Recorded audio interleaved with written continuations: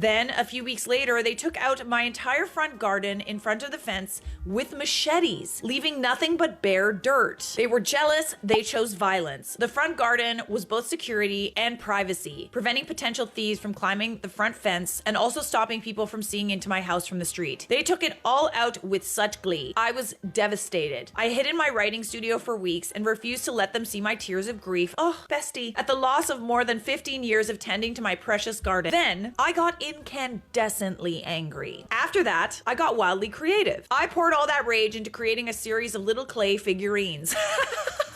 About 18 to 20 centimeters high, depicting each of the neighbors who had contributed to this mindless destruction of my innocent plants. For weeks, I sat in my art studio and observed them daily, noting what clothes they wear, how they wear their hair, what shoes they have on, and their daily activities. You might as well make them afraid of you. I designed and modeled a series of 10 small figures. On each completed figure, I wrote 3 positive words to send out into the universe, and then a positive personal wish for their futures. I wish you peace, and I hope you find love, and other such messages. Then I painted each figure, adding small embellishments to each one to make them distinctive and recognizable. I strung these figures along the front of my house with a piece of wire, easily visible from the street. Had they not slashed my garden like Jason on Halloween, they would have not been able to see these figures, but they did, so they can. Now my entire neighborhood is outraged and in uproar because I have dared to express myself in art form, and they all think I have voodoo magicked them with the figurines. The villagers do believe in witchcraft and magic, and all my neighbors are furious that I have displayed each of them so recognizably.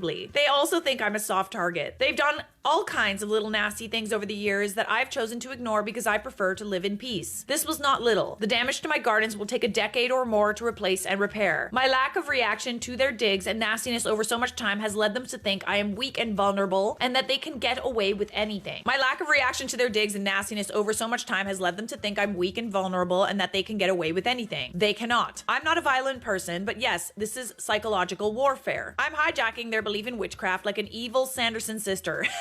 Since they already call me a witch anyway, and turning it on them. Oh, I love this so much. So am I the a-hole for taking petty revenge on my horrible neighbors and making them think I voodooed them with art? So people are kind of like questioning her, saying like, couldn't you like call the police? OP responded, have you ever been to South America? There's no reporting unless you're bleeding and no one is paying. Making the art project was great fun and incredibly therapeutic. Yeah, so some people are like, I would be incredibly careful how you proceed with the whole witchcraft thing. So after freaking out for a couple of weeks, my neighbors decided collectively to call the police and accuse me of voodooing them.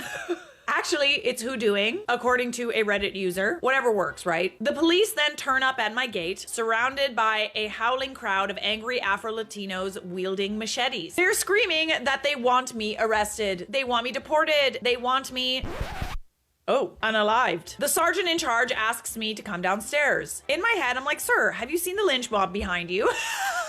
My poor dead garden has already suffered the experience of close contact with those machetes, and I'm not next in line for that. I'm not coming downstairs. Instead, I tell him that he and only he may enter my premises and make his way upstairs. From my open plan balcony style living room, I open the gate with the Flintstone style door opener and invite him upstairs, asking him to firmly shut the gate behind him. He enters and closes the gate, shushing a smaller group who want to follow. I call out that they are not welcome to enter my house and that to do so without permission would be trespassing, a crime that would be witnessed by the police who are present. The constable who had accompanied the sergeant had stayed downstairs to make sure no one got out of line.